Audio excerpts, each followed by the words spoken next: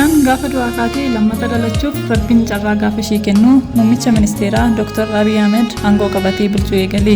Aangoon irra bahee duudhaa fi kabaja Oromoon ilma namaatiif qabu kan ittiin mul'isee gaggeessaa dhiifamaa fi jaalalatti amanu ta'uu sabaa fi uummata isaa qofaaf osoo hin taane addunyaa maraafillee fakkeenyummaa isaa ifatti mul'isedha. Itoophiyaan seenaa hongee fi beelaan beekamtu. Itoophiyaan shira siyaasaatiin dhiitamaa mirga namoomaatii fi cunqursaa uummata isheetiin addunyaan ishee beeku har'a abbichuun mataa ol qabee akka haaraatti hojimaata lafarraatti mul'atuun seenaa ishee barreessee jira. Dr. Abiy Ahmed imala hojii dippiloomaasii taasisee bu'aalee gurguddoo Itoophiyaaf argamsiisaa jiraachuu biyyootni addunyaa hedduu irraa ba'aa jiru. Biyya guddinarra jirtu Itoophiyaa ol kaasee agarsiisuuf hojiilee hedduu hojjechuun addunyaan ija ishee gara Itoophiyaatti akka naanneeffattuuf hojii hedduu hojjetee jira. Sararri faalama qilleensa addunyaan amma ittiin goolamaa jirtu furuuf biqiltuuwwan miliyoonaan lakkaa'aman dhaabuun addunyaa raajeffachiisaa akka jiruu fi alergii godhamuun dinagdee Itoophiyaa cimsuu irratti ol kaasuu kan gargaarudha. Hojii dippiloomaasii hojjechaa jiruun addunyaan dinqisiifannaa guddaa gochaafii jirti. Biyyoonni gurguddoon akka Xaaliyaanii, Raashiyaa fi Ameerikaa dabalatee isaan biroon illee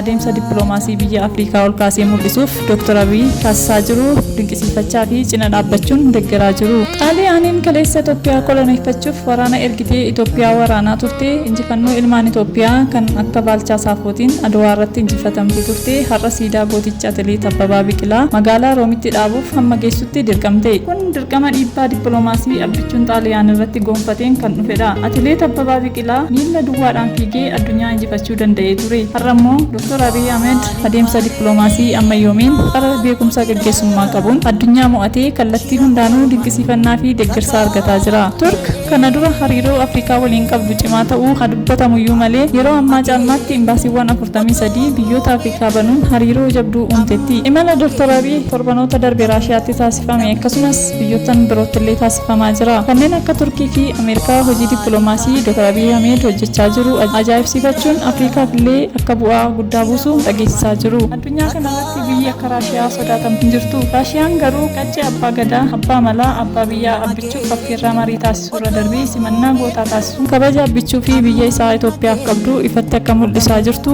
argaa jirra. Egaa injifannoowwan kana caalee eessa jirare? Injifachuun duudhaan kan barame ta'ullee abbichuun biyyaa bakka galetti kan kaayyeffate maran milkaa'inaan kan golabu ta'uu Itoophiyaa martee Afrikaa martee fi addunyaa ragaadha. Egaa egereen Itoophiyaa maal akka ta'e nama sammuu fayyaalessaa yaaduuf ifaadha. Ka'insa ishee milkiiwwan gama hundaan argataa jirtu biyyoota dinagdeen of danda'anii birmadummaan immoo eenyumaa ol sodaataman keessaa tokko ta'uun ishee waan hin oolledha. Egaa maatiiwwan miidiyaa Kiilolee qophii keenyarraa sumaan golomnaa galatoomaa.